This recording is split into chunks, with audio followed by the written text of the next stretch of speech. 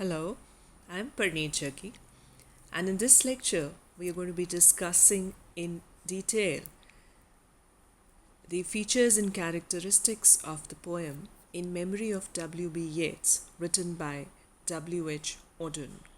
In the previous lecture, we discussed how the text proceeds and what ideas Auden puts forth in this poem.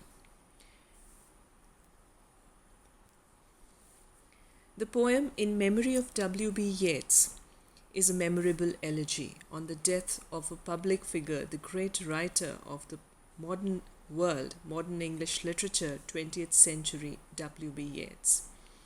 Along with his piece on the death of Sigmund Freud, Auden's tribute to Yeats is also a popular and a famous elegy. Written in 1940, it commemorates the death of the poet in 1939, a critical year for Auden, personally as well as for the world at large.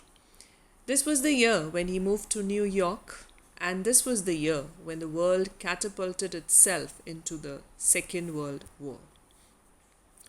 When we look at the structure of the poem, it is organized into 3 sections and is a commentary on the nature of a great poet's art and its role during a time of great calamity, which is the Second World War, as well as the ordinary time of life's struggles.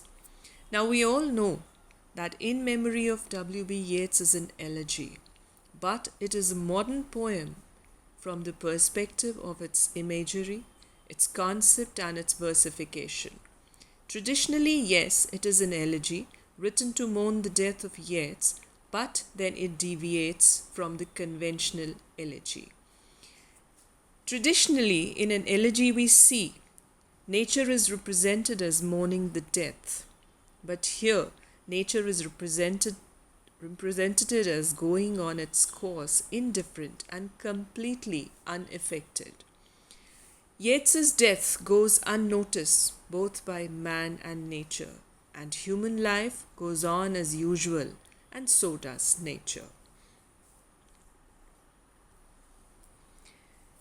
Secondly, in a traditional elegy, we find that the dead is glorified, and his death is said to be a great loss for mankind at large. But in this poem, Auden does not glorify Yeats.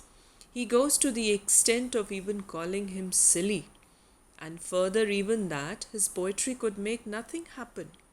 He says, Ireland has her madness and her weather still. It hasn't made any difference at all. Thus, Auden reverses the traditional elegic values and treats them quite ironically. He does not idealize Yeats as a poet or sentimentalize his fate. He proceeds to embody certain general reflections on the art of a poet and the place of poetry in the flux of events that constitute human history. Therefore, the death of Yeats remains at the focus of the poem only to support the peripheral reflections in the poem. Now, when we look at the poetic techniques used in the poem, it is rich in imagery. Auden begins the poem with an archetypal image cluster that links winter and death. The setting is desolate, it is sad, it is painful, and it is filled with images like winter, death, and negative words, which are often linked by alliteration of der sounds. Alliterating negative words in phrase include disappeared and dead, deserted, disfigured, dying day, death. Now this repetition creates a powerful scene of desolation in which the world's deadliest time seems to mirror the poet Yeats's death. And in an extended form of personification, the wintering earth itself seems to mourn the loss of the poet.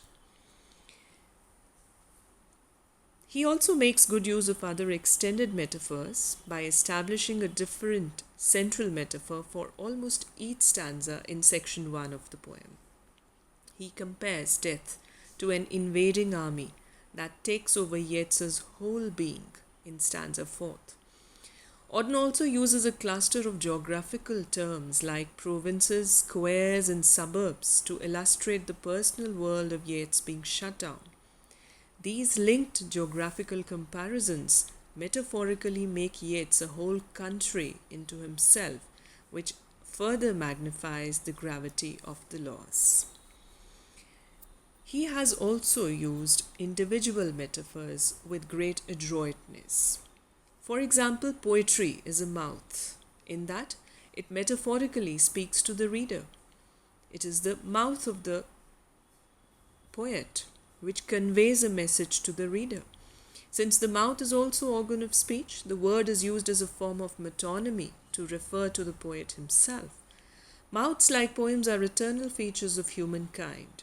Number one, the mouth is a permanent physical feature, and other, the poem is an imaginative creation that endures beyond the poet's death. When we look at the meter of the poem, Auden shows considerable ingenuity in employing blank verse, iambic lines of unequal length, half rhymes, and feminine endings.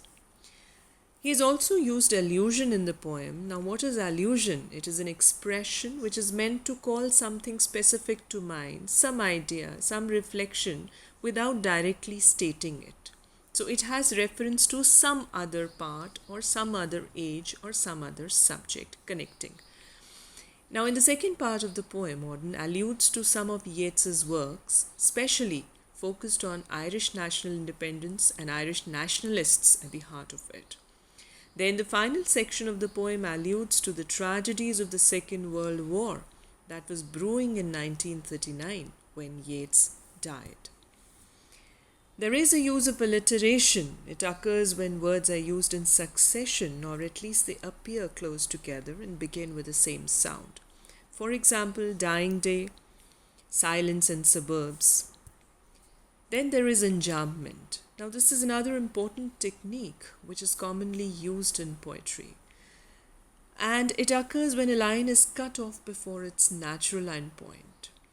Endpoint may not be towards the end of the line, may be somewhere in the middle of the line, or the line may flow to the next lines and to the next lines and even to the next stanzas. Now, what does this do?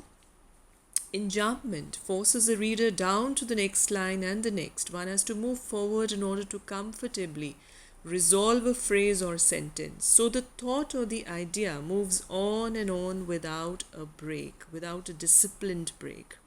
Now here also we have a transition between line 3 and 4 in the first stanza and between line 1 and 2 of stanza 3 of that section. So this enjambment gives a spontaneity, a flow to the thought that Auden is trying to project before us. So therefore we see that the poem is rich in poetic techniques, literary devices and images, and it is highly successful and a popular elegy of the 20th century. Thank you for now.